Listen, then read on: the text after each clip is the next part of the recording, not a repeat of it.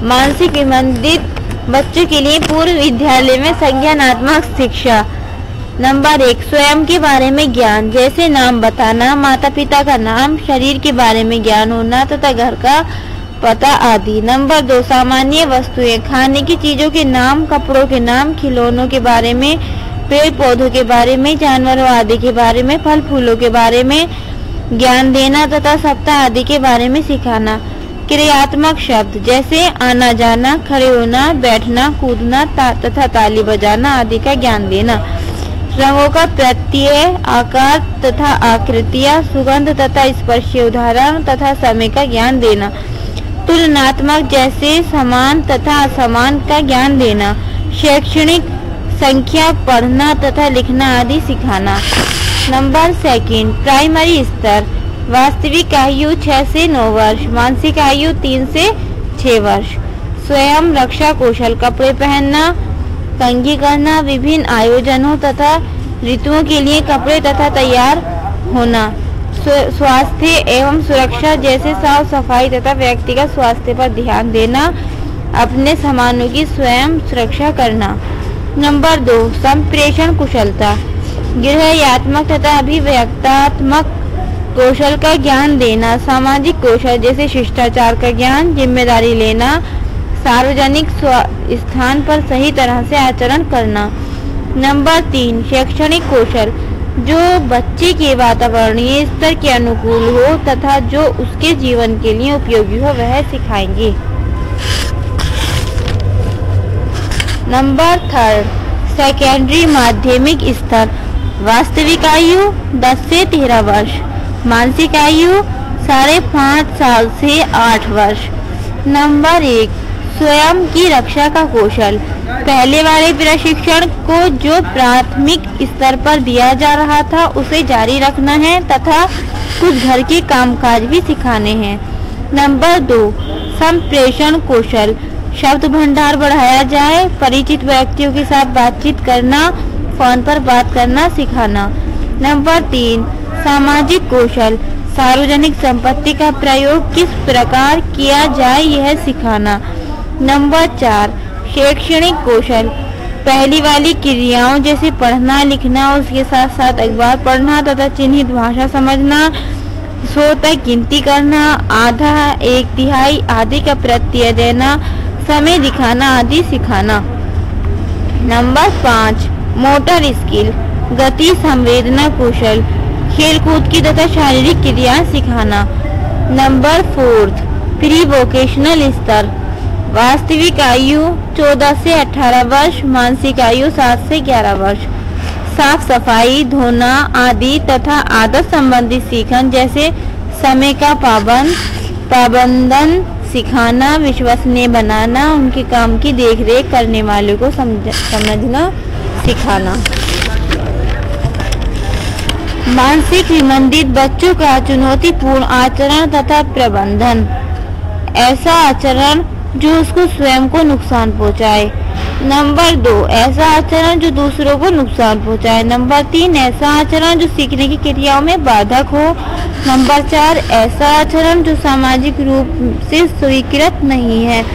Number 5, आयु के हिसाब से अनुचित व्यवहार करना। नंबर 2, बच्चा ऐसा व्यवहार कितनी मात्रा में, कितनी बार तथा कितने समय तक ऐसा करता है। नंबर 1, अहिंसात्मक तथा विनाशकारी व्यवहार, जैसे किताब फाड़ना, सामान फेंकना। नंबर 2, जिद पकड़ना, जैसे संवेगों पर अनियंत्रण। नंबर 3, दूसरों के साथ गलत आचरण करना। नंबर 4, खुद को नुकसान पहुंचाने वाला व्यवहार। नंबर 5, पुनरावृत्ति पूर्वक आचरण, जैसे पैर हिलाते रहना। नंबर 6, अजीब आचरण, अकेले में बिना किसी कारण के हंसते रहना। नंबर 7, अत्यधिक क्रियाशीलता, एक ही काम को लगातार करते रहना। नंबर 8, विद्रोह करना, कोई काम मना करने पर भी उसका उल्टा ही करना। नंबर 9, असामाजिक आचरण, जैसे झूठ बोलना, दूसरों का सामान ले लेना। नंबर 10, डर, जैसे वहां नहीं जाऊंगा, ये नहीं करूंगा तथा डर की वजह से ऐसा करना। अवांछित व्यवहार को कम करने के लिए कुछ पद। व्यवहार को समझने तथा कम करने के लिए पद इस प्रकार हैं। नंबर 1, समस्यात्मक मूलक आचरण की पहचान। इसके अंतर्गत समस्यात्मक मूलक आचरण की पहचान करना आता है, जैसे ऐसा क्यों कर रहा है। नंबर 2, प्राथमिकता बनाना। कई बार किसी बच्चे में कई प्रकार की समस्याएं देखने को मिलती हैं, तो अध्यापक को यह जानना अर्थात चुनना पड़ता है कि पहले किस समस्यात्मक व्यवहार को पहले कम किया जाए। तो जो समस्या सबसे अधिक गंभीर होगी वही समस्या सबसे पहले सुधारनी होगी, परंतु उससे पहले किसी छोटी सी समस्या से ही शुरुआत करनी चाहिए। नंबर 3, आधारभूत मूल्यांकन। समस्या का प्रारंभिक स्तर क्या है, यह निरीक्षण द्वारा ही ज्ञात होता है। अतः इसके लिए एक जांच सूची होनी चाहिए, जिसमें लक्षणों के द्वारा यह ज्ञात होता है कि कब निरीक्षण कब करना है, क्या निरीक्षण करना है, कहाँ करना है तथा कैसे निरीक्षण करना है आदि ज्ञान दिया जाता है। कब करना है, जैसे सुबह, दोपहर या शाम को। कहाँ करना है, जैसे सिर्फ कक्षा में ही नहीं बल्कि घर में आदि। छुट्टी के समय पर तथा अलग अलग समय पर यह देखना है कि ऐसा व्यवहार है कि नहीं। नंबर 1, बारंबारता का रिकॉर्ड रखना, कम से कम 3 दिन तक देखना। नंबर 2, कितने समय में कितनी बार ऐसा करता है। नंबर 3, कितनी देर में अर्थात कितने अंतराल में ऐसा कर रहा है। नंबर 4, पहले से तय करना कि इतने समय तक उस पर ध्यान देना है।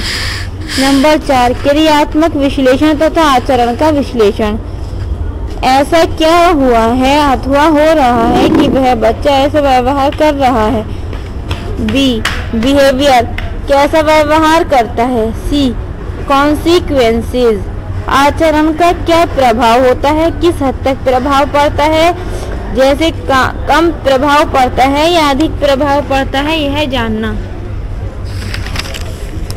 किस कारण से ऐसा व्यवहार कर रहा है।